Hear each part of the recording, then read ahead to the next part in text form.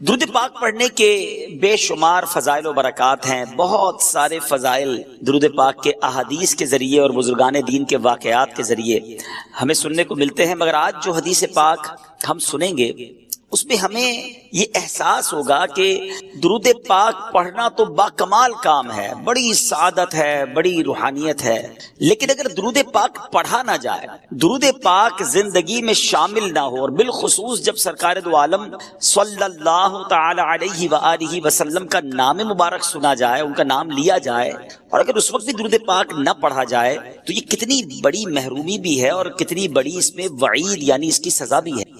ایک بار پیارے آقا علیہ الصلوۃ والسلام منبر اقدس پر جلوہ فرما ہوئے، اور جب پہلی سیڑھی پر قدم رکھا میرے آقا نے فرمایا آمین، اگلی سیڑھی پر قدم رکھا نبی پاک نے فرمایا آمین، پھر اس کے بعد تیسری سیڑھی پر قدم رکھا میرے آقا نے ارشاد فرمایا آمین۔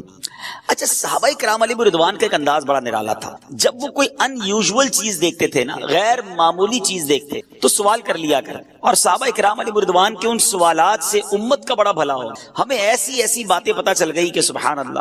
اب جب صحابہ کرام علیہ رضوان نے دیکھا کہ نبی پاک نے ہر قدم پر آمین فرمایا تو عرض کی ارشاد فرمائیے، یہ آپ نے آج منبر کی سیڑھیوں پر جو آپ قدم رکھتے چلے گئے، آپ نے آمین ارشاد فرمایا، اس کی وجہ کیا ہے، اس کا ریزن کیا ہے؟ تو نبی پاک صلی اللہ علیہ وسلم نے جو ارشاد فرمایا اس کا خلاصہ اور مضمون یہ ہے کہ میرے پاس جبریل امین حاضر ہوئے، جب میں نے پہلی سیڑھی پر قدم رکھا جو میں نے آمین کہا تو اس میں جبریل امین نے یہ دعا کی کہ یا اللہ عز و جل، جو رمضان کو پالے اور اپنی مغفرت نہ کروا سکے وہ ہلاک ہو جائے، اس کی ناک خاک آلود، گویا وہ برباد ہو جائے۔ آقا فرماتے میں نے جبریل امین کی اس دعا پر آمین۔ پھر دوسری سیڑھی پر قدم رکھا تو جبریل امین نے دعا کی کہ یا اللہ عز و جل، اس شخص کی ناک خاک آلود ہو، وہ برباد ہو جائے جو اپنے ماں باپ کو بڑھاپے کی حالت میں پائے اور ان کے ساتھ وہ اچھا سلوک نہ کرے، یعنی ماں باپ کی خدمت اسے جنت میں نہ پہنچا دے، وہ برباد ہو جائے۔ آقا فرماتے میں نے اس دعا پر آمین۔ تیسری سیڑھی پر قدم رکھا، جبریل امین نے دعا کی کہ یا اللہ، وہ شخص بھی برباد ہو، اس کی ناک خاک آلود ہو کہ جس کے سامنے سرور کائنات صلی اللہ تعالی علیہ وآلہ وسلم کا ذکر کیا جائے اور وہ نبی پاک پر درود نہ پڑھے، وہ بھی برباد ہلاک ہو جائے، اس کی ناک خاک آلود۔ نبی پاک فرماتے میں نے اس پر بھی آمین۔ ذرا غور کیجئے میٹھے اسلامی بھائیوں، یہ تینوں دعائیں کس درجے کی دعائیں ہیں؟ یہ دعا کرنے والے فرشتوں کے سردار ہیں، جبریل امین ہیں، اور دعا پر آمین کہنے والے جناب رحمت للعالمین صلی اللہ تعالی علیہ وسلم ہیں۔ اٹ مینز، اس کا مطلب کیا ہوا کہ یہ دعا تو کسی صورت بھی قبول ہونی ہے، کوئی شک اور شبے کی گنجائش نہیں ہے۔ تو ہم ان تین باتوں کو یاد رکھنا ہے۔ اگر ہم یہ کہیں تو شاید غلط نہیں ہوگا کہ ہم میں سے بہت سارے وہ ہیں جو ان تینوں صورتوں سے گزرتے ضرور ہیں۔ رمضان آنے والا ہے اور اس سے پہلے کئی رمضان گزارے ہم نے، اگر رمضان مل گیا اور اس رمضان میں مغفرت نہ کروا سکے تو پھر بربادی مقدر ہے۔ اتنی بڑی نعمت ملی اور پھر بھی نہ بخشوا سکے اپنے آپ کو، اللہ کو راضی نہ کر سکے، تو وہ شخص برباد ہو جائے گا۔ کئیوں کے پاس ماں باپ کی نعمت ہے، ماں باپ بزرگ ہیں، بوڑھے ہیں، اگر ان کو ایسا راضی نہ کیا، ان کی ایسی خدمت نہ کی کہ اللہ راضی ہو جائے، تو وہ شخص بھی برباد ہو جائے گا۔ مگر یہاں آج بوڑھے ماں باپ کے لیے ٹائم کس کے پاس ہے؟ آج بوڑھے ماں باپ کی خدمت کرنے کے لیے کون تیار ہے؟ بالخصوص یورپی ممالک میں، مغربی ممالک میں جو عاشقان رسول ہیں، جو خوش نصیب ہیں جن کے والدین زندہ ہیں، پلیز خدا کے واسطے اپنے والدین کی دعائیں لیجئے، انہیں ناراض نہ کیجئے۔ والدین وہ نعمت ہیں کہ اگر یہ راضی ہو جائیں تو رب راضی ہو جاتا، اور یہ ناراض ہو جائیں تو رب ناراض ہو جاتا۔ ہمیں ان کو راضی رکھنا ہے، شریعت کے دائرے میں رہ کر ان کی ہر بات ماننی ہے، ان کی خدمت کرنی ہے۔ اور جو تیسری بات کہ درود پاک کتنا امپورٹنٹ ہے، کتنا ضروری ہے اپنی زندگی میں شامل کرنا، اور خاص طور پر جب پیارے آقا علیہ الصلوۃ والسلام کا نام مبارک ہمارے سامنے لیا جائے اس وقت درود پڑھنا یہ کتنا لازم ہے کہ جو نہیں پڑھتا تو فرمایا اس کی ناک خاک آلود ہو، وہ برباد ہو۔ یہاں علماء نے ایک بڑا پیارا پروسیجر، بڑا پیارا ایک ہمیں طریقہ بتایا کہ اگر پورے دن میں ہم محفلوں میں جاتے ہیں، اجتماع میں آتے ہیں، اپنی گفتگو کے دوران بھی نبی پاک صلی اللہ تعالی علیہ وآلہ وسلم کا نام ہم لیتے ہیں، تو اگر پورے دن میں کہیں درود پڑھنا رہ گیا ہے تو بندہ اپنی پورے دن کی روٹین میں ایک پرٹیکولر تعداد، ایک مقررہ درود پاک کی تعداد مقرر کر لے کہ مثال کے طور پہ میں 100 بار 200 بار، اللہ نصیب کرے تو 313 بار یا اس سے زیادہ بار درود پاک پڑھوں گا، تو علماء کہتے ہیں کہ وہ جو درود پاک دن میں ایک بار وہ پڑھ لے گا نا، پورے دن میں جہاں جہاں درود پاک پڑھنا تھا نہیں پڑھ سکا تو یہ اس کا آلٹرنیٹ، اس کا قائم مقام ہو جائے گا۔ تو انشاءاللہ میں بھی نیت کروں اور آپ بھی نیت کر لیں۔ ہمارا ایک نیک عمل بھی تو ہے نا، ہمارے اصلاح اعمال جو 72 ہیں نیک اعمال، اس میں ایک عمل کیا ہے کہ روزانہ کم از کم 313 بار درود پاک پڑھنا ہے۔ تو میں بھی نیت کروں، آپ بھی کریں کہ اب تو ماہ رمضان آنے والا ہے کہ انشاءاللہ روزانہ کثرت کے ساتھ درود پاک پڑھیں گے۔ آئیے ایک بار محبت کے ساتھ بآواز بلند درود پاک پڑھ لیں۔ صلو علی الحبیب صلی اللہ تعالی علی محمد صلی اللہ علیہ وسلم۔ کعبے کے بدر الدجا تم پہ کروڑوں درود، طیبہ کے شمس الضحیٰ تم پہ کروڑوں درود، تم سے جہاں کا نظام تم پہ کروڑوں سلام، تم پہ کروڑوں ثنا، تم پہ کروڑوں درود۔ میرے بیچ اسلامی بھائیوں، ماہ رمضان یہ رب کا احسان ہے، یہ ایک ایسی عظیم نعمت ہے کہ جس کے بارے میں شاید بہت سارے لوگ اویئر نہیں ہیں، جانتے نہیں۔ اس کے روزے، اس کی تراویح، اس کی عبادت یہ کتنے بڑے ثواب کو لاتی ہے، کتنی بڑی برکتیں لاتی ہے۔ ایک واقعہ آپ کو سناتا ہوں۔ حضرت سفیان ثوری رحمۃ اللہ تعالی علم فقہ اور علم حدیث کے بہت بڑے امام ہیں، 99 صدی ہجری میں پیدا ہوئے، بڑے متقی، پرہیزگار، عبادت گزار اور اپنے زمانے کے امام المسلمین تھے۔ ایک مرتبہ حضرت سفیان ثوری رحمۃ اللہ تعالی کو 3 سال مکہ مکرمہ میں قیام کی سعادت نصیب ہوئی۔ فرماتے ہیں مکہ مکرمہ میں ایک شخص تھا، وہ روزانہ دوپہر کے وقت حرم شریف میں آتا، طواف کعبہ کرتا، 2 رکعت واجب الطواف ادا کرتا، پھر مجھے سلام کرتا اور اپنے گھر چلا جاتا۔ اس کا روزانہ کا یہ معمول تھا کہ وہ آتا، طواف کرتا، نفل پڑھتا، مجھے سلام کرتا، چلا جاتا۔ مجھے اس نیک بندے سے بڑی محبت ہو گئی۔ ایک بار یوں ہوا کہ وہ سخت بیمار ہو گیا۔ حضرت سفیان ثوری کہتے ہیں میں اس کی عیادت کے لیے گیا، تیمارداری کے لیے گیا، اس کی حالت نازک تھی۔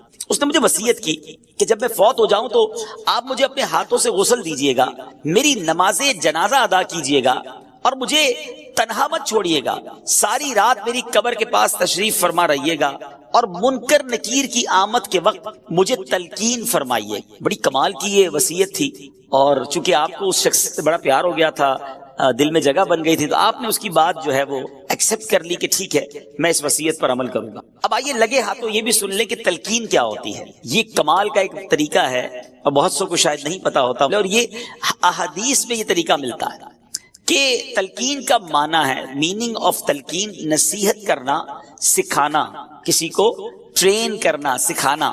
جب میت کو قبر میں اتارا جاتا ہے، مٹی ڈال دی جاتی ہے، اس وقت کوئی شخص قبر کے سرہانے کھڑے ہو کر میت اور اس کی ماں کا نام لے کر پکارتا ہے، یعنی یا فلاں بن فلانا، ٹھیک ہے نا۔ مثال کے طور پہ کسی کا نام اگر اختر ہے اور والدہ کا نام آمنہ ہے تو یا اختر بن آمنہ پکارے گا۔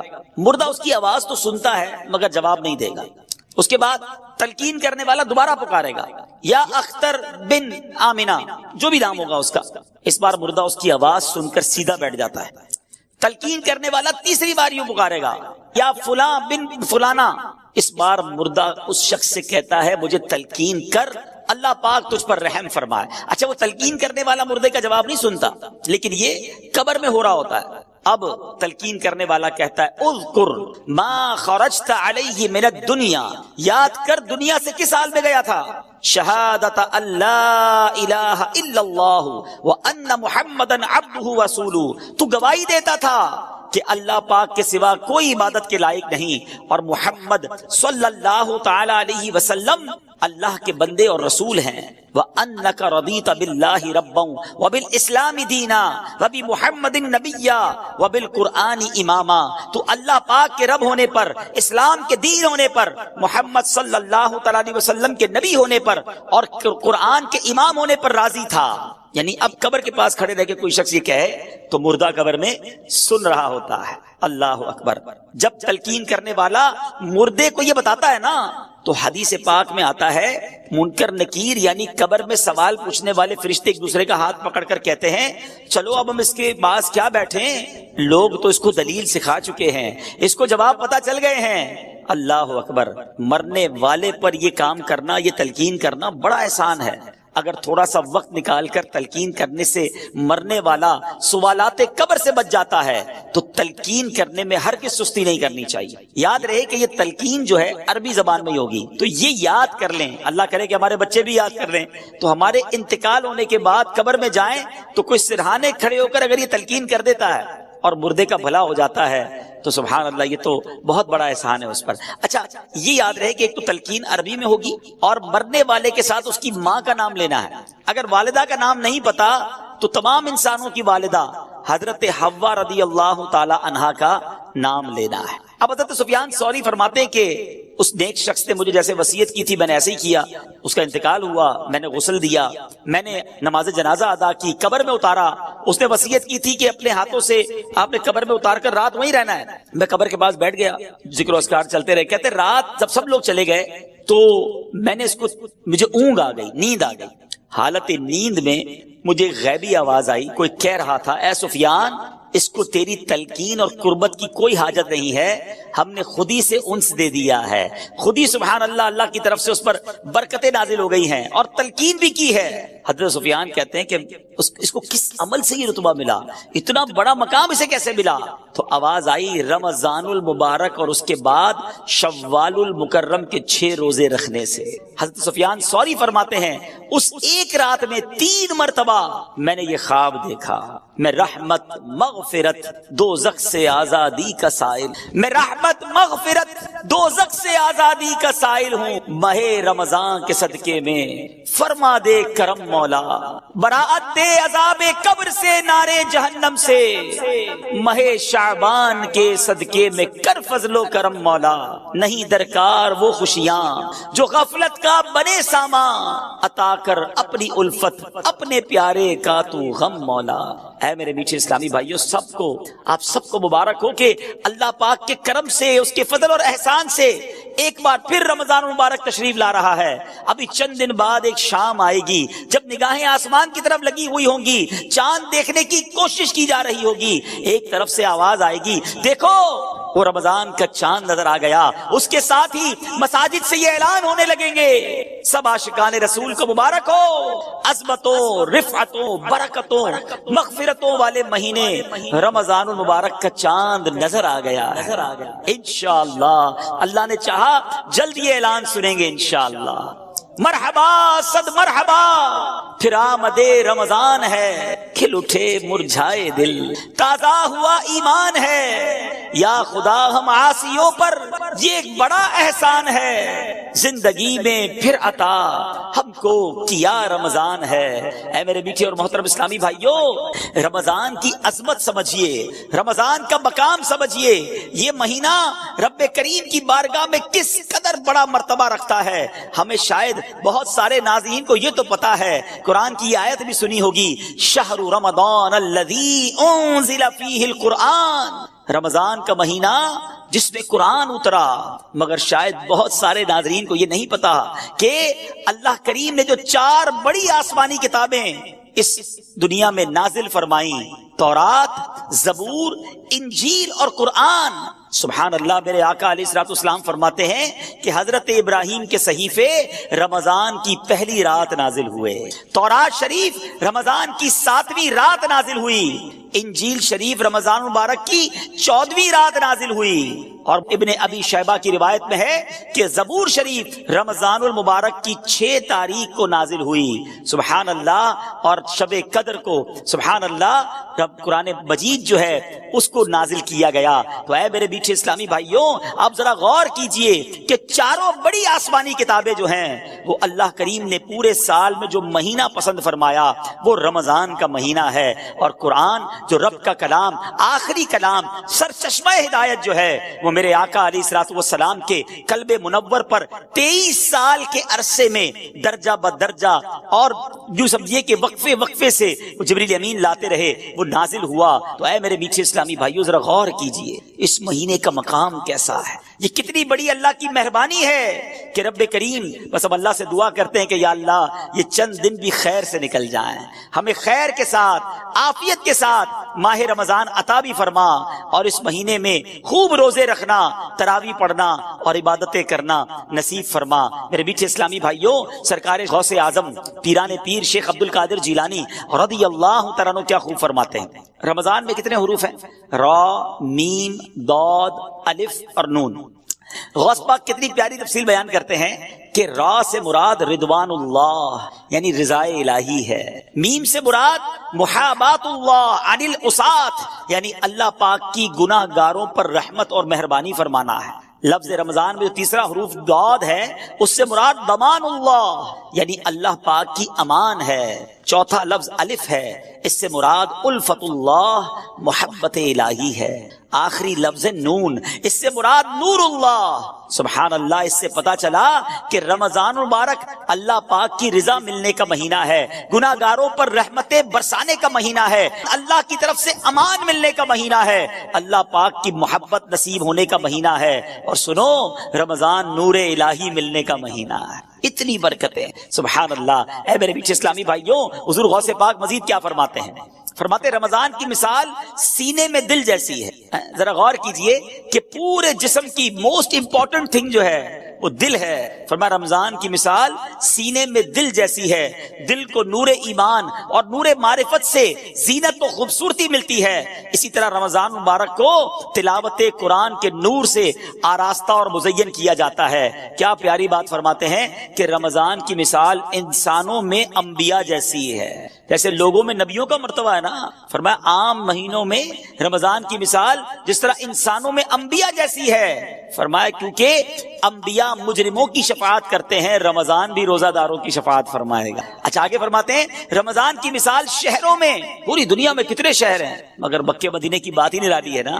غوث پاک کہتے ہیں رمضان کی مثال شہروں میں مکہ اور مدینہ جیسی ہے کہ ان شہروں میں دجال داخل نہیں ہو سکے گا، اور رمضان مبارک میں سرکش شیطانوں کو زنجیریں ڈال کر قید کر دیا جاتا ہے۔ فرمایا ان تمام برکتوں اور فضیلتوں کے ہوتے ہوئے بھی جو شخص رمضان المبارک میں اپنی بخشش نہ کروا سکے تو اور کس مہینے میں بخشا جائے گا؟ پھر کون سا وقت آئے گا جب بخشش ہوگی؟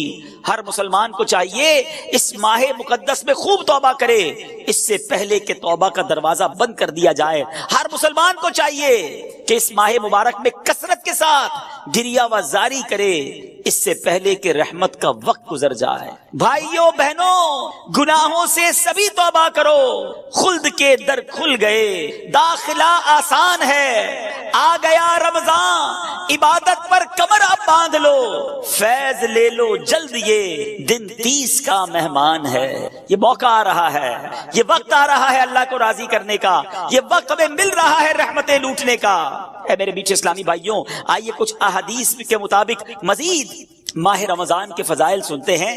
دیکھیں رمضان کی پہلی رات، بہت امید ہے کہ چند دنوں میں انشاءاللہ وہ پہلی رات آ جائے گی۔ وہ پہلی رات بھی بڑی اہمیت والی ہے۔ اس پہلی رات جب آتی ہے آسمانوں کے دروازے کھول دیے جاتے ہیں اور آخری رات تک بند نہیں ہوتے۔ جو بندہ ماہ رمضان کی رات میں نماز پڑھتا ہے، اللہ عز و جل اس کے ہر سجدے کے بدلے اس کے لیے 1500 نیکیاں لکھتا ہے، اور اس کے لیے جنت میں سرخ یاقوت کا گھر بناتا ہے۔ اے تراویحاں پڑھنے والوں تمہیں مبارک ہو، اے نمازیں پڑھنے والوں تمہیں مبارک ہو، اے رات میں عبادت کرنے والوں تمہیں مبارک ہو۔ ہر سجدے پر 1500 نیکیاں ہیں اور سرخ یاقوت کا گھر مل رہا ہے۔ جو ماہ رمضان کا پہلا روزہ رکھتا ہے، ابھی تو اسٹارٹ ہوتے ہی دیکھو ہے، پہلے دن اور پہلی رات سے ہی برکتوں کا کیسا حال ہے۔ فرمایا جو پہلا روزہ رکھتا ہے اس کے پچھلے گناہ معاف کر دیے جاتے ہیں۔ صبح سے شام تک 70,000 فرشتے اس کے لیے دعائیں مغفرت کرتے رہتے ہیں۔ رات اور دن میں جو بندہ جب بھی سجدہ کرتا ہے، اس کے ہر سجدے کے بدلے اسے جنت میں ایک ایسا درخت عطا کیا جاتا ہے کہ اس کے سائے میں گھوڑ سوار جو ہے وہ 500 سال تک چلتا رہے۔ اتنا بڑا درخت جنت میں دیا جائے گا۔ ہر سجدے کے بدلے نوافل پڑھنے والے، نمازیں پڑھنے والے، اوابین پڑھنے والے، تہجد پڑھنے والے، تراویح پڑھنے والے، ان سب کو مبارک ہو۔ آئیے میٹھے اسلامی بھائیوں، میں بھی نیت کروں، آپ بھی نیت کریں کہ رمضان کے پورے روزے رکھیں گے، رمضان کی جتنی نمازیں انشاءاللہ پڑھیں گے اس میں ساری سنتیں، سارے نوافل بھی پڑھیں گے، انشاءاللہ پوری تراویح پڑھیں گے، خوب تلاوت قرآن کریں گے۔ دیکھیں نا کاروباری لوگوں کا حال کیا ہوتا ہے، جو بزنس مین ہوتے ہیں، ہر بزنس کا ایک سیزن آتا ہے۔ گرمیوں میں کولر والے کہتے ہیں ہمارا سیزن آیا ہے، ایئر کنڈیشن والے کہتے ہیں ہمارا بڑا سیزن آیا ہے، پنکھے والے بڑے مصروف ہو جاتے ہیں، برف والوں کا کام چمک جاتا ہے، وہ کہتے ہیں وقت آیا ہے کمانے کا۔ سردیاں آتی ہیں تو کمبل والے، ہیٹر والے، بہت سارے ایسے کام ہیں جو سردیوں میں چلتے ہیں۔ شادیاں آتی ہیں تو شادیوں کا سیزن آتا ہے تو کپڑے والوں کا سیزن چل پڑتا ہے۔ آج کل کئی علاقوں میں فصل کی کٹائی ہو رہی ہے تو کئی تہوار ان علاقوں میں فصل کی کٹائی کے ساتھ جڑے ہوئے ہوتے ہیں کہ جناب فصل کٹے گی تو پھر شادی بھی کریں گے، اب جناب موٹر سائیکل بھی لیں گے، یعنی کئی کاروبار کے سیزن آتے ہیں اور اس میں لوگ بھرپور طریقے سے کوشش کرتے ہیں کہ زیادہ سے زیادہ کام کریں تاکہ مال کما لیں۔ سچی بات یہ ہے کہ اے گناہگاروں، تمہارے لیے رحمتوں کا سیزن آ گیا ہے، برکتوں کا سیزن آ گیا ہے، مغفرتیں لوٹنے کا سیزن آ گیا ہے، نیکیوں کا ریٹ بڑھا دیا گیا ہے، اجر بڑھا دیا گیا، نفل کا ثواب فرض کے برابر، فرض کا ثواب 70 گنا کر دیا گیا۔ میرا اور آپ کا جو خطرناک ترین دشمن ہے شیطان، اسے قید کر دیا گیا، کتنا آسان کر دیا گیا عبادت کرنا۔ ہے میرے میٹھے اسلامی بھائیوں، اب دیکھنا یہ ہے کہ ہم اس رمضان کی تیاری کیسی کر رہے ہیں، پریپریشن کیا ہو رہی ہے۔ یہ مہمان آ رہا ہے، آپ کے گھر میں مہمان آتا ہے، آپ تیاری کرتے ہیں، اچھا جیسا مہمان ویسی تیاری کرتے ہیں، ٹھیک ہے نا؟ جتنا قریبی مہمان ہوتا ہے اس کے لیے زیادہ تیاری ہوتی ہے، لیکن رمضان کے لیے کوئی تیاری ہے؟ ذرا سوچئے۔ اچھا رمضان کے لیے تیاری نہیں ہوتی ہے لیکن عید کے لیے تیاری ہوتی ہے، جو پورا رمضان گزار کر ایک دن کے لیے آتی ہے، بلکہ کچھ لوگ تو رمضان میں عید ہی کی تیاری کر رہے ہوتے ہیں، کپڑے کون سے لینے ہیں، اس دن کیا بنانا ہے۔ بدقسمتی سے ایسا بھی سننے کو ملتا ہے کہ یار کل ذرا عید کی تیاری کے لیے مارکیٹ میں جانے سے روزہ نہیں رکھیں گے، بڑا رش ہوگا۔ استغفر اللہ، جس رمضان کے صدقے عید ملی اس کی تیاری ہو رہی ہے، مگر جو رمضان اللہ کی طرف سے ہماری بخشش کروانے آیا ہے اس کی تیاری نہیں۔ رمضان کی اہمیت سمجھنے کے لیے یہی حدیث کافی ہے کہ اللہ کے حبیب صلی اللہ تعالی علیہ وسلم فرماتے ہیں، اس کا مضمون ہے اگر میری امت کو پتا ہوتا کہ رمضان کیا ہے تو میری امت تمنا کرتی کہ سارا سال ہی رمضان ہوتا۔ اللہ اکبر۔ اے میرے بیچ اسلامی بھائیوں، مولا علی شیر خدا کرم اللہ تعالی وجہ الکریم کیا کمال کی بات فرماتے ہیں، جس کا مضمون ہے کہ اگر اللہ کو اس امت کو عذاب دینا ہوتا تو اللہ کریم اس امت کو رمضان اور سورہ اخلاص نہ عطا فرماتا۔ یہ آیا اسی لیے ہے کہ میں اور آپ بخشے جائیں، ہماری بخشش کر دی جائے، ہمارے گناہ معاف کر دیے جائیں۔ دیکھیں نا، سارا سال میں اور آپ دعا کرتے ہیں یا اللہ سن لے، کرم فرما، ہم پر رحمت فرما، توبہ قبول کر لے، مغفرت فرما دے۔ یہ ایک بندے کی رب کی بارگاہ میں التجا ہوتی ہے نا، مگر رمضان میں معاملہ کیا ہوتا ہے کہ رمضان کی راتوں میں آسمان دنیا سے ندا دی جاتی ہے، رحمت کی صدا ہوتی ہے کوئی مانگنے والا کہ اس کی مغفرت کر دی، ہے کوئی توبہ کرنے والا اس کی توبہ قبول کی جائے، ہے کوئی سوالی کہ اس کا سوال پورا کیا جائے۔ ادھر سے صدائیں لگائی جا رہی ہیں، پہلا عشرہ عشرہ رحمت، دوسرا عشرہ عشرہ مغفرت، تیسرا عشرہ جہنم سے آزادی کا عشرہ ہے۔ میرے بیچ اسلامی بھائیو ذرا غور کیجئے کہ رمضان میں مغفرتیں کتنی ہوتی ہیں۔ احادیث میں مضمون ملتا ہے کہ روزانہ افطار کے وقت 10 لاکھ گناہگاروں کو جہنم سے آزاد کر دیا جاتا، ڈیلی روزانہ۔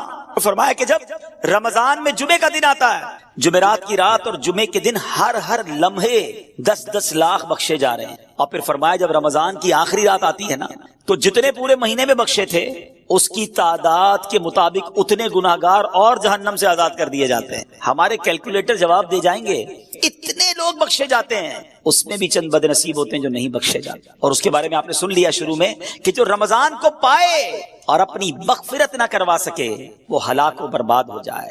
اے میرے بیچ اسلامی بھائیوں، ہمیں پلاننگ کرنی ہے، ہمیں تیاری کرنی ہے کہ رمضان گزارنا کیسے ہے۔ آج گھر میں دعوت ہو تو کتنی بار گھر میں مشورہ ہوتا ہے، بڑی دعوت تو زیادہ مشورے کہ پہلے کیا کھلائیں گے، مہمانوں کو پہلے کیا پیش کریں گے، بعد میں کیا دیں گے، میٹھا کیا ہوگا، بٹھائیں گے کدھر، لسٹ کیا ہوگی۔ اور رمضان آ رہا ہے، اتنا بڑا مہینہ آ رہا ہے، اتنا بڑا ہمارے لیے مغفرت کروانے کے لیے رب کا احسان آ رہا ہے، اس کی کوئی تیاری، کوئی پلاننگ، کوئی مشورہ کہ کتنی بار تلاوت کروں گا، ہیں, کتنے قرآن ختم کرنے ہیں, میں نے کتنے نوافل پڑھنے ہیں, میں نے کہاں کہاں اپنا وقت گزارنا ہے. الحمدللہ مدنی چینل پر جس طرح نشریات آ رہی ہیں, کون سے وقت کون سا میں نے پروگرام دیکھنا ہے, مدنی مذاکرے کے وقت کس طرح میں نے وقت نکالنا ہے. ارے ابھی سے پلاننگ کرو. اور سبحان اللہ افطار کے وقت جو دعا مدنی چینل پر نشر کی جاتی ہے, خاص قبولیت کی گھڑیاں ہوتی ہیں, کروڑوں ہاتھ اٹھے ہوتے ہیں, نہ جانے کس کی آمین کے صدقے ہمارا بیڑا پار ہو جائے. تو ہمیں رمضان کی پلاننگ کرنی ہے. اچھا پلاننگ ہو رہی ہوگی کچھ گھروں میں, افطاری کا سامان کون سا لینا ہے, کون سی آئٹم افطاری میں بنانی ہے, سحری میں کیا بنانا ہے. کچھ کاروباری لوگ اپنا پلان بنا رہے ہوں گے کہ اسٹور میں کون سا مال بھر لیں تاکہ جناب ریٹ بڑھ جائیں گے پھر رمضان میں بیچیں گے. میرے میٹھے اسلامی بھائیوں, رمضان کھانے پینے کا فیسٹیول نہیں ہے. بدقسمتی سے جب ہم نکلتے ہیں نا سڑکوں پر تو بورڈ لگ جاتے ہیں, دو قسم کے بورڈ ہوتے ہیں کہ یا تو یہ آئٹم خرید لیں کھانے پینے کی جس کی یہ اسکیم ہے, یا ہوٹل والے بورڈ لگاتے ہیں کہ بھائی ہمارے پاس افطار میں یہ آئٹمز ہوں گی, سحری میں یہ ہوگا, اتنے کا پیکج ہوگا. ایسا لگتا ہے اگر کوئی عام آدمی آئے نا باہر سے, مسلمان نہ بھی ہو, اور وہ ہمارے شہر کا یا ہمارے ملک کا چکر لگائے تو شاید اس کو ایسا لگے گا کہ مسلمانوں میں کوئی کھانے پینے کا تہوار ہو رہا ہے. ایسا لگ رہا ہے کوئی مقابلہ ہو رہا ہے کہ کیا کتنا کھانا ہے اس مہینے میں. شاید وہ یہ نہیں سمجھ سکے گا کہ یہ بھوکے رہنے کا, روزہ رکھنے کا مہینہ ہے. عام آدمی کو تو شاید یہ فیل ہوگا کہ یہ کوئی کھانے پینے کا فیسٹیول ہو رہا ہے. توبہ توبہ توبہ, ہم نے رمضان کو یوں سمجھیے ایک کھانے پینے کا تہوار اور ایک عجیب سا معاملہ بنا دیا ہے. حالانکہ میرے میٹھے اسلامی بھائیوں, رمضان جو ہے نا اس کے دو نام ہیں. آئیے میں ان دو ناموں کے بارے میں آپ کو کچھ بتاتا ہوں تاکہ احساس ہو کہ رمضان آیا کیوں ہے اور ہم نے اس کو گزارنا کیسے ہے. ماہ رمضان کا ایک نام ہے ماہ صبر اور دوسرا نام ہے مواسات کا مہینہ. اچھا صبر کا مہینہ, چلے یہ تو سمجھ آتا ہے کہ کھانے پینے اور ہر وہ چیز جس سے روزہ ٹوٹ جاتا ہے اس سے صبح سے شام تک صبر کیا جاتا ہے, اس لیے اسے ماہ صبر کہتے ہیں. ماہ مواسات کہنا تو اس کا مواسات کس کو کہتے ہیں, ہمدردی اور غم خواری کا مہینہ, بھلائی کا مہینہ.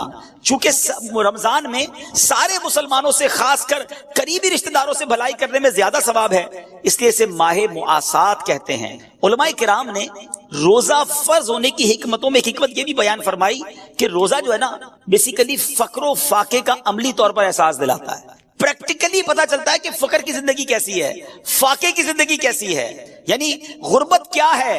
کسی کے گھر میں روز فاقے چل رہے ہیں, یہ آپ کو اور مجھے کیسے پتا چلے گا کہ فاقے میں بندہ کیسا ہوتا ہے, غربت اور فقیری میں کیسا ہوتا ہے. اب جب بندہ روزہ رکھتا ہے اور بھوکا ہو, بھوک لگتی ہے, پیاس لگتی ہے اور روزانہ روزے رکھ رہا ہے, اب اسے احساس ہوتا ہے کہ میں تو کچھ افطار میں جا کے کھا لیتا ہوں, مگر غریب کئی ایسے ہیں جو ساری زندگی اسی طرح گزار رہے ہیں, فقیری میں گزار رہے ہیں, فقر و فاقے میں گزار رہے ہیں. اللہ اکبر, جب بندہ اس طرح خود بھوک کو دیکھتا ہے تو اب بھوکوں کی مدد کرنے کا جذبہ بڑھتا ہے, غریبوں کی خیر خواہی کا جذبہ بڑھتا ہے. یہ بیسیکلی روزے کی ایک حکمت علماء نے بیان کی. اعلیٰ حضرت امام اہل سنت کے والد محترم مولانا نقی علی خان رحمۃ اللہ تعالی کیا فرماتے ہیں کہ ایک شخص تھا, اسے صدقہ خیرات کا بڑا شوق تھا, خدائے خدا میں بہت خرچ کرتا, جو پیسے ہاتھ میں آتے خرچ کر دیتا. اس کے رشتہ داروں کو وہ بڑا برا لگتا تھا کہ یہ پیسے بچاتا ہی کوئی نہیں ہے, ہم جو پیسے آتے ہیں اللہ کی راہ میں بانٹ دیتا ہے. اس کو اس کے رشتہ داروں نے بند کر دیا, قید کر دیا, کھانا پینا بھی نہیں دیا, گویا اس کو قید کی اور بھوک کی سزا دی. کچھ دنوں بعد وہ بعد آیا, جب اس کو اس قید سے نکالا کہ اب شاید صحیح ہو گیا ہوگا, اب اتنا خرچہ نہیں کرے گا اللہ کی راہ میں. وہ جیسے ہی باہر آیا, باہر آتی اس نے اور صدقہ و خیرات کرنا شروع کر دیا. تو رشتہ داروں نے کہا تمہیں سمجھ نہیں آئی, قید سے سبق نہیں ملا؟ کہتا واقعی سبق ملا, پہلے تو پیسے بانٹتا تھا, بھوک نہیں دیکھی تھی, قید نہیں دیکھی تھی, تنگی نہیں دیکھی تھی, اب اندر بند ہوا تو پتا چلا بھوک کیا چیز, غربت کیا چیز ہے, تو اب تو میں اللہ کی راہ میں مزید خرچ کروں. اچھا اس سے ایک اور بات سیکھنے کو ملی کہ روزے کی حکمت یہ ہے کہ ہم بھوکے رہیں. اب ادھر تو حال یہ ہے کہ بندہ سحری میں اس لیے زیادہ کھاتا ہے کہ شام تک بھوکا رہنا ہے, شام کو اس لیے زیادہ کھاتا ہے کہ سارا دن بھوکا رہا تھا. اتنی ساری آئٹمیں کہ جو پورے سال میں نہیں کھائی تھی. کچھ لوگوں کا تو رمضان میں وزن بڑھ جاتا ہے. ارے اللہ کے بندو, روزے رکھنے تھے, تراویح پڑھنی تھی, یہ تو یعنی اتنا کھایا. اچھا پھر 10-15 رمضان کے بعد آپ چیک کر لیں, ہاسپٹل میں لائن لگی ہوتی ہے, کسی کو ڈائریا ہو رہا ہے, کسی کا پیٹ خراب ہو گیا ہے, کسی کا گلا خراب. اچھا 4-5-6 رمضان کے بعد آپ کو تراویح کے اندر کھانسیوں کی آوازیں آنا شروع ہو جائیں گی. کیوں؟ روزانہ افطار میں سموسے کھانے ہیں, روزانہ تلی ہوئی 4 قسم کی آئٹمیں کھانی ہے. کچھ تو ہماری افطاری کی واجبات ہیں, یہ نہیں ہوگی تو لگتا ہے افطاری نہیں ہوگی. اللہ اکبر, ہم نے تو رمضان کے روزوں کو کچھ اور ہی بنا دیا, حالانکہ اس میں بھوکا رہنا مقصود تھا کہ انسان. اچھا اب جب بھوکے ہوتے ہیں نا, ایک تو غربت کا اور بھوک کا احساس, دوسرا آپ نے دیکھا ہوگا کرو فر ختم ہو جاتا ہے. आजी आ जाती है। वो जो टोर होती है ना, अकड़ के चलना, रोब जमाना, डांटना, झड़कना, बिल्कुल उसको फील होने लगता है कि यार मेरी औकात ही कोई नहीं है, बिल्कुल वो ढाल हो जाता, उसको पता चल जाता है कि ये मेरी औकात है। आजी से, इनकिसारी से, मोहब्बत से लोगों से बात करें।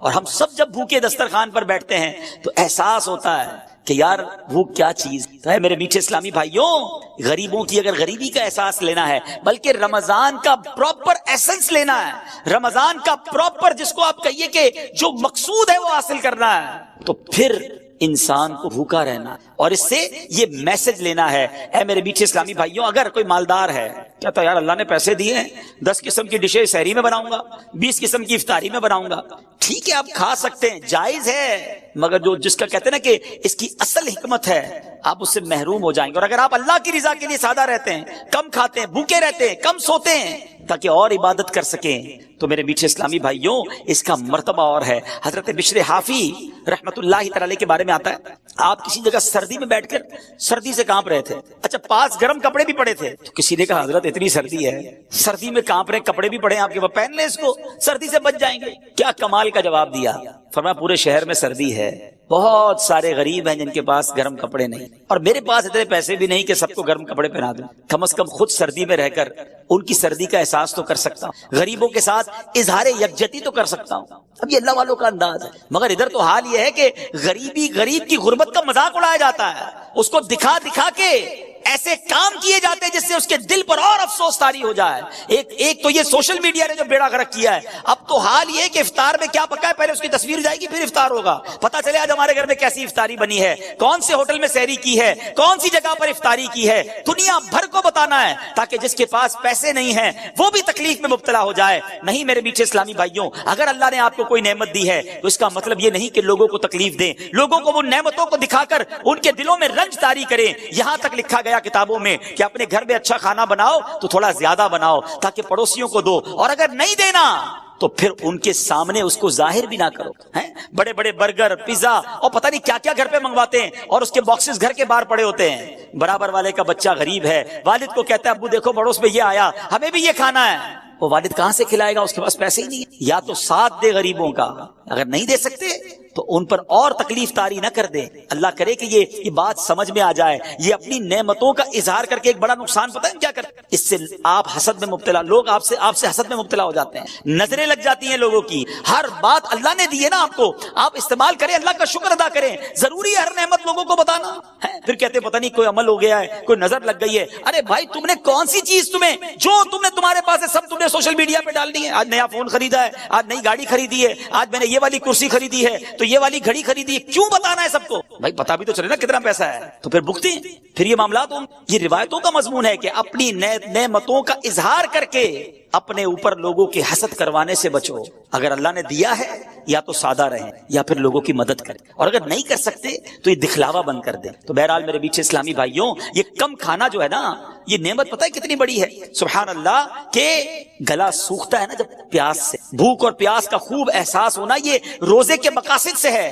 तो मेरे बीच इस्लामी भाइयों, अगर रोजे का असल मकसद ही फौत हो जाएगा, साथ ही खाने से तबीयत बदमजा हो जाएगी, मैदा भी खराब होने का इम्कान है। तो अगर आप वाकई 30 के 30 रोजे रखना चाहते हैं, पूरा महीना तरावी पढ़ना चाहते हैं, रोज तिलावत करना चाहते हैं, दुरूद पाक पढ़ना चाहते हैं, इफ्तार के वक्त आंसू बहाना चाहते हैं, ताक रातों में सारी रात मस्जिद में गुजारना चाहते हैं, तो उसके लिए आपको कम खाना, उसके लिए प्लान करना होगा कि ये महीना इसलिए नहीं आया कि मैंने खाने पीने और मजे उड़ाने हैं, ये महीना तो अल्लाह की राह में खर्च करने के लिए आया है, ये महीना तो सजदे करवाने आया है, ये महीना तो तिलावत करने के लिए आया है। तो फिर इंशाअल्लाह अगर आपकी प्लानिंग हुई तो आप अल्लाह ने चाहा खूब बरकतें लूट सकेंगे। अब मैं एक और बात आपको बताऊं, एक मुसलमान ये भी तो चाहता है ना कि उसको ये पता चले कि नबी पाक अलैहिस्सलाम रमजान कैसे गुजारते, प्यारे आका का रमजान कैसा होता था। आओ मैं आपको बताता हूं कि जिनके सदके रमजान मिला है, जिनके सदके कुरान मिला है, बल्कि सही बात तो यह है कि अल्लाह के नबी के सदके ही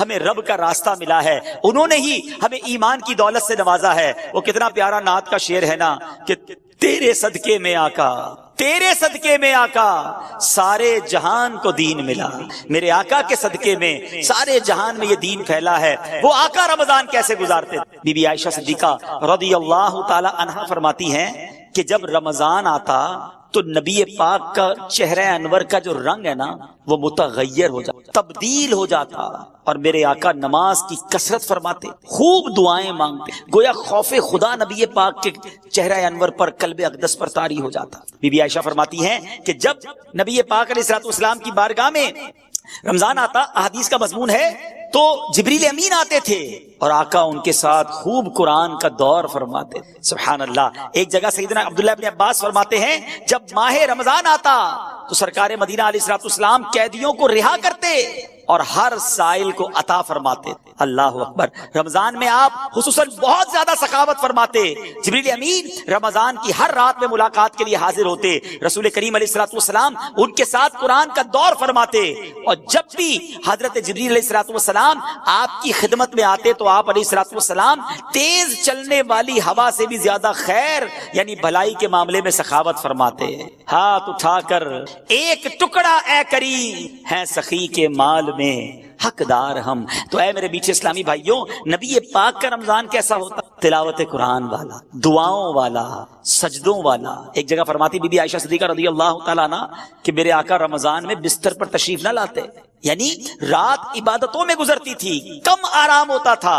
ادھر تو ایسے بھی کئی لوگ ملتے ہیں جو سارا دن ہی سوتے رہتے ہیں، نمازیں قضا کر دیتے، بھائی روزہ رکھا ہے، معاذ اللہ ثم معاذ اللہ، نماز بھی پڑھنی ہے، عبادت بھی کرنی ہے، روزہ بھی رکھنا ہے، اور انشاءاللہ عبادت بھی خوب کرنی، ثواب کمانا ہے۔ تو بہرحال میرے بیچ اسلامی بھائیوں، پیارے آقا کا رمضان دعاؤں کے ساتھ، گر گڑا کر نمازوں کے ساتھ، تلاوت قرآن کے ساتھ، اور پھر ہم نے سنا کہ سخاوت کے ساتھ، تیز آندھی سے چلنے والی ہوا سے بھی زیادہ میرے آقا سخاوت فرماتے۔ اب ہم نے کیا کرنا ہے؟ ہم نے بھی ان اعمال کی نیت کر لی۔ تو پہلی نیت یہ کرتے ہیں انشاءاللہ کہ رمضان کے پورے روزے رکھیں گے، پوری تراویح پڑھیں گے، ارے ہر سجدے پر 1500 نیکیاں، جنت میں یاقوت کا گھر، جنت کا درخت۔ جو 8 رکعتیں پڑھ کے تراویح چھوڑ کے جاتے، سوچو کتنی نیکیاں چھوڑ گئے۔ 12 رکعتیں پڑھ کے نکل جاتے، ذرا سوچے کتنی نیکیاں چھوڑ گئے، کتنے جنت کے محل تم سے چلے گئے، کتنے خزانے چھوڑ دیے تم نے۔ 3 روزہ تراویح پڑھتا ہوں، کیوں؟ باقی دن تو پھر کاروبار کرنا ہے۔ اگر کوئی 3 روزہ، 5 روزہ، 7 روزہ ختم قرآن میں تراویح پڑھ لیتا ہے، ٹھیک ہے اگر وہ صحیح طریقے سے پڑھتا ہے، لیکن بقیہ دنوں کی تراویح معاف نہیں ہوئی ہے، وہ بھی پڑھنی ہے۔ روزانہ 20 تراویح پڑھیں گے انشاءاللہ، آخر رمضان تک پڑھیں گے انشاءاللہ۔ اب آتے سخاوت کی، سبحان اللہ۔ اس مہینے میں خوب اللہ کی راہ میں خرچ کریں، اور جب بھی اللہ کی راہ میں خرچ کریں نا، پہلے تو یہ ذہن بنا لیں، یہ جو ہوتا ہے نا کہ یار اب خرچ کریں گے تو کم ہو جائے گا، کیلکولیٹر تو یہی کہتا ہے، ہمیشہ یاد رکھیں۔ 1 لاکھ روپے ہیں، 5000 دے دیے تو کیلکولیٹر تو بتائے گا 95,000 رہ گئے، لیکن انشاءاللہ میرے آقا کیا فرماتے ہیں وہ میں آپ کو بتاتا ہوں۔ نبی پاک علیہ الصلوۃ والسلام فرماتے ہیں، جس کا مضمون ہے کہ میں اللہ کی قسم کھا کر کہتا ہوں، اللہ کی راہ میں خرچ کرنے سے مال کم نہیں ہوتا۔ تو یہ طے ہو گیا کہ بے شک دنیا کا حساب کچھ اور کہے، مصطفیٰ کریم علیہ الصلوۃ والسلام فرما رہے ہیں تو یہ مال ملٹی پلائی ہوگا، یہ بڑھے گا۔ اچھا ایسا نہیں ہے کہ اس کی مثالیں ہمارے ساتھ نہیں ہیں، جو حلال کماتا ہے، پوری زکات دیتا ہے، اس سے پوچھو ہر سال اس کی زکات بڑھتی چلی جاتی ہے۔ کیسے بڑھتی ہے بھائی؟ زکات بڑھنے کا مقصد کیا ہوا؟ آپ کا مال بھی تو بڑھ گیا نا۔ تو اللہ کی راہ میں خرچ کرنے سے مال کم نہیں ہوتا، اور بالخصوص زکات۔ اگر زکات آپ پر واجب ہے، آپ صاحب استطاعت ہیں، اور وہ جو تمام زکات کی شرائط ہیں، اس کے بعد اب زکات دینے کا وقت آ گیا، خدا را پوری زکات دیں۔ میں جو اب جملہ کہنے جا رہا ہوں یہ بڑے درد دل کے ساتھ کہہ رہا ہوں کہ بدقسمتی سے جس طرح دکھنے کو ملتا ہے کہ شاید 5-7% لوگ پورے پاکستان میں یا دنیا میں دیکھیں، 10% ہوگا یا 5-7% ہی ہوگا کہ رمضان کے علاوہ نماز پڑھتے ہیں، لیکن ایسا ہی لگتا ہے کہ شاید اتنی ہی پرسنٹیج پوری زکات دیتے، ورنہ لوگ اب زکات بھی نہیں۔ حالانکہ احادیث میں زکات کو مال کا میل قرار دیا گیا، یہ جس مال میں مل جائے گا نا اس مال کو بھی برباد کر دے گا، لیکن آج خیال ہی نہیں۔ یا تو زکات دینا بڑا بھاری پڑتا ہے، یہ چند 100 ہزار اور لاکھ والے شاید زکات دے دیتے ہوں، لیکن جب یہ زکات لاکھوں اور کروڑوں میں پہنچتی ہے نا تو اب شیطان دل پکڑ لیتا ہے، اتنے پیسے زکات میں دے دے گا۔ اللہ اکبر۔ یہ 10 لاکھ کی زکات دینے والا جو گھبرا رہا ہے، یہ اللہ کا بندہ کیوں نہیں سوچتا کہ اللہ نے 4 کروڑ دیے تو 10 لاکھ بنی ہے نا، تمہیں تو شکر ادا کرنا چاہیے تھا۔ میں یہاں ایک مشورہ دیتا ہوں کہ جب بھی اللہ کی راہ میں خرچ کرنے کی باری آئے نا، زکات دینے کی باری آئے، صدقہ دینے کی باری آئے، تو خرچ بھی کرو اور اللہ کا شکر بھی ادا کرو کہ یا اللہ تیری مہربانی، تو نے دینے والا بنایا، مانگنے والا نہیں۔ تمہیں دیتے وقت بھاری پڑتا ہے، شکر ادا کرو اللہ نے دینے والا بنایا ہے۔ پوری زکات ادا کریں اور زکات بڑھ کر اور ادا کریں، صدقہ اور خیرات بھی کریں، لیکن یہاں دل پر بھار پڑ جاتا ہے۔ یہی تو امتحان ہے۔ سخی اللہ کو پسند ہے، یاد رکھیے گا میٹھے اسلامی بھائیوں، احادیث میں یہ مضمون ملتا ہے کہ سخی اللہ کے قریب، جنت کے قریب، لوگوں کے قریب ہوتا ہے اور دوزخ سے دور ہوتا ہے، اور جو بخیل ہوتا ہے نا، کنجوس، فرمایا وہ اللہ سے بھی دور، بندوں سے بھی دور، جنت سے بھی دور ہوتا ہے، دوزخ کے قریب۔ اپنے دل سے پوچھو کدھر ہے، سخاوت والی سائیڈ پر ہے یا بخل والی سائیڈ پر، کنجوسی والی سائیڈ پر ہمارا دل ہے؟ تو ہے میرے میٹھے اسلامی بھائیوں، ماہ رمضان یہ اللہ کی راہ میں خرچ کرنے کا مہینہ ہے، اور اگر آپ کی زکات ادا ہو بھی جائے اور مزید نیکیاں کمانے کا موقع ملے نا تو اور خرچ کر دینا، جاتا کوئی نہیں ہے۔ ہاں، بڑی پیاری ایک حدیث پاک ہے جس کا مضمون ہے گن گن کر خرچ نہ کرو ورنہ وہ رب کریم بھی تمہیں گن گن کر عطا فرمائے گا۔ ارے اللہ جب دیے جا رہا ہے تو آپ خرچ کریں، اور یہ خرچ کرتے وقت اگر یہ مائنڈ سیٹ بن جائے نا، ذہن بن جائے کہ یہ میرے جیب سے نکل کر جہاں میرے ہی اکاؤنٹ میں رہا ہے، ہاں میرے ہی انشاءاللہ آخرت کے اکاؤنٹ میں جمع ہو رہا ہے، تو پھر دینے میں غم نہیں آئے گا۔ کوئی ایسا بندہ دیکھا ہے آپ نے کہ آپ کو ملے یار آج بہت موڈ آف ہے، کیوں بھائی؟ وہ لاکھ روپے جیب میں پڑے تھے، آتے آتے اپنے اکاؤنٹ میں ڈلا کے آ گیا۔ آپ کہیں گے کیا ہو گیا بھائی، جیب میں تھے آپ کے اکاؤنٹ میں چلے گئے، ٹینشن کس بات کی؟ تو بالکل ایسا ہی ہے، آپ نے جب بھی اللہ کی راہ میں خرچ کرنا ہے نا، کسی غریب کی مدد کرنی ہے، کسی رشتہ دار کی مدد کرنی ہے، کوئی مسجد میں چندہ دینا ہے، کوئی نیکی کا کام، واٹ ایور آپ نیکی کا کام کریں، فوراً سوچ لیں یہ میرے اکاؤنٹ میں ڈپازٹ ہو گیا ہے، اور ایسے اکاؤنٹ میں جمع ہوا جہاں سے کوئی چھین بھی نہیں سکتا۔ ہاں، حدیث قدسی ہے، اللہ فرماتا ہے اے ابن آدم اپنا مال میرے پاس جمع کروا دے، نہ جلے گا، نہ ڈوبے گا، نہ چوری ہوگا، یعنی نہ کم ہوگا۔ خلاصہ حدیث ہے، اور اللہ فرماتا ہے میں اس دن تجھے دوں گا جس دن تجھے نیکی کی ضرورت ہوگی۔ یاد ہے نا قیامت کا دن کتنا نفسا نفسی کا دن ہوگا، ایسی نفسا نفسی میں میری نیکیاں ڈپازٹ ہیں، اور اللہ نے وعدہ فرمایا تجھے اس دن دوں گا جس دن تجھے نیکی کی ضرورت۔ تو اس کا تو طریقہ یہ ہونا چاہیے کہ زکات تو پوری دینی ہے، اس کے بعد بھی جب موقع ملے نا، یار تھوڑے پیسے ہیں یا تھوڑے اور ڈال دیتا ہوں آخرت کے اکاؤنٹ میں، تھوڑے اور جمع کروا دیتا ہوں۔ وہ نہیں کمیٹی ڈالتے ہیں لوگ، کمیٹی بی سی جس کو کہتے ہیں، یار تھوڑے تھوڑے جمع کر لو، برے وقتوں میں کام آئے گی۔ یہ شاندار کمیٹی ہے، یہ شاندار بی سی ہے۔ اللہ کی راہ میں خرچ کرتے رہا کرو، نیکی کا موقع ملے تلاش کر کے خرچ کر دیا کرو، تاکہ وہاں ملے کہ جہاں کوئی مدد کرنے والا نہیں ہوگا۔ تو ہے میرے میٹھے اسلامی بھائیوں، پلیز، بڑی دکھ کی بات ہے کہ لوگ پوری زکات ادا نہیں کر رہے، اور واقعی ایسا لگتا ہے کہ اگر ہمارے وطن کی صرف میں بات کروں نا، دنیا کی بات نہیں کرتا، چلیں ہمارے وطن میں، کیونکہ میرا صبح و شام کاروباری لوگوں سے ملنا رہتا ہے، بزنس کمیونٹی سے ملنا رہتا ہے، اگر ہمارے وطن میں لوگ پوری زکات دے دینا تو مجھے لگتا ہے ہمارے وطن میں ایک بھی غریب باقی نہیں بچے گا۔ اتنا اللہ پاک نے لوگوں کو نوازا ہے، لیکن پوری زکات نہیں۔ تو خدارا ایسا نہ ہو یہ مال عذاب بن، یہ مال کا میل مال میں مل کر تباہی لے آئے، دنیا میں بھی تباہی ہے، آخرت میں بھی تباہی ہوئی۔ حدیث کا مضمون ہے کہ زکات دے کر اپنے مال کو مضبوط قلعوں میں قید کر لو، آپ کا مال سیکیور ہو جاتا ہے اور بڑھتا بھی رہتا ہے، برکت بھی ملتی ہے۔ تو آئیے نیت کریں۔ اچھا، اسلامی بہنیں بھی مجھے سن رہی ہوں گی، سونا ہوتا ہے، زیور ہوتے ہیں، زکات نہیں دیتی ہیں، اور پھر یہ کہتی ہیں ہم کماتی تھوڑی ہیں، یہ سونا عذاب بنا دیا جائے گا۔ روایتوں کا مضمون ہے کہ اسی سے عذاب دیا جائے گا، اس شخص کو آگ کا انگارہ بنا دیا جائے گا کہ جو سونے کی زکات نہیں دیتا۔ تو پلیز، اگر میری بہنیں مجھے سن رہی ہیں، اسلامی بھائی سن رہے ہیں، اللہ پاک نے نوازا ہے تو اس میں کنجوسی نہ کرو، حساب کریں، پوری کیلکولیشن کریں۔ اگر آپ کو نہیں پتا تو معلومات کریں، علماء سے رابطہ کریں، آ جائیں کسی عالم دین کے پاس اور بتائیں کہ میرے پاس یہ سب کچھ ہے، اس پر کتنی زکات ہے مجھے بتائیے، اور پوری زکات ادا کریں۔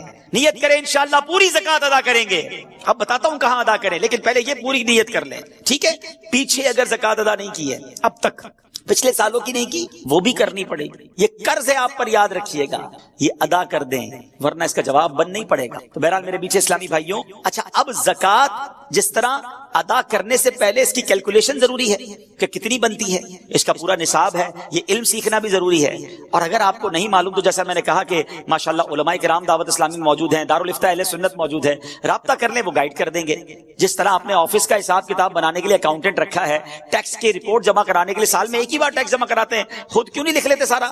کیوں وکیل کے پاس جاتے؟ نہیں یار وہ ایکسپرٹ ہے، ذرا صحیح طریقے سے حساب بنائے گا، تو زکات خود ہی بنا لیں گے آپ مفتی ہیں۔ اگر آپ کو یہ علم نہیں ہے تو معلوم کر لیں، کسی عالم دین سے مشورہ کر لیں تاکہ آپ کی زکات پراپر ادا ہو جائے۔ اچھا اب آتے ہیں کہ زکات دینی کہاں ہے۔ ظاہر اس کا بھی ایک پورا پروسیجر ہے کہ جو زکات لینے کے مستحقین ہیں اس میں پہلا حق جو ہے آپ کے اپنے غریب رشتہ داروں کا، ٹھیک ہے، جو اس کی شرائط ہے زکوٰۃ کے حوالے سے، وہ شرائط اگر پوری ہوتی ہیں تو پہلا حق آپ کے اپنے غریب رشتہ داروں کا ہے، ان کو دیجیے۔ اور اس کے بعد میں گزارش کروں گا کہ عاشقان رسول کی مدنی تحریک دعوت اسلامی جو دین متین کا عظیم و شان کام کر رہی ہے، ایسا کام کر رہی ہے میٹھے اسلامی بھائیوں، جس کی نظیر، جس کی مثال پوری دنیا میں آپ تلاش کریں آپ کو شاید نہیں ملے گی۔ تو وہ میرے اسلامی بھائی جو مجھے سن رہے ہیں، آپ کے پیسوں کا، آپ کے ڈونیشن کا، آپ کی زکوٰۃ کا بہترین استعمال دعوت اسلامی ہے۔ تو اس بار ہم نے اپنے غریب رشتہ داروں کے ساتھ ساتھ اپنی دعوت اسلامی کا بھرپور ساتھ دینا ہے، جس کے اربوں روپے کے اخراجات ہیں، اور ماہ رمضان میں دل کھول کر دعوت اسلامی کو ڈونیشن دینا ہے۔ بلکہ ایک اور اچھی نیت کر لیتے ہیں، میں اور آپ تو جتنی ہماری حیثیت ہے اتنا ہی ڈونیشن دے سکیں گے نا، لیکن اگر ہم چاہیں تو اپنے دوست احباب کے ذریعے بہت زیادہ مدنی عطیات جمع کر سکتے ہیں۔ تو میں بھی نیت کروں اور آپ بھی نیت کر لیں کہ انشاءاللہ اپنا ڈونیشن، اپنے مدنی عطیات بھی دیں گے اور اپنے رشتہ داروں اور دوستوں سے بھی لے کر دیں گے انشاءاللہ۔ اللہ پاک ہم سب کو اپنی پیاری تحریک دعوت اسلامی کی خوب مدد کرنے کی توفیق عطا فرمائے اور اسے اپنی بارگاہ میں قبول بھی فرمائے۔ صلو علی الحبیب صلی اللہ تعالی علی محمد صلی اللہ علیہ وسلم۔ الحمدللہ رب العالمین والصلاة والسلام علی سید المرسلین یا ارحم الراحمین یا ارحم الراحمین یا ارحم الراحمین یا ربنا یا ربنا یا ربنا یا ربنا یا ربنا یا اللہ یا رحمان یا رحیم یا اللہ یا رحمان یا رحیم یا اللہ یا رحمان یا رحیم۔ اللهم ربنا آتنا في الدنيا حسنة وفي الآخرة حسنة وقنا عذاب النار وقنا عذاب القبر وقنا عذاب الحشر وقنا حساب الميزان۔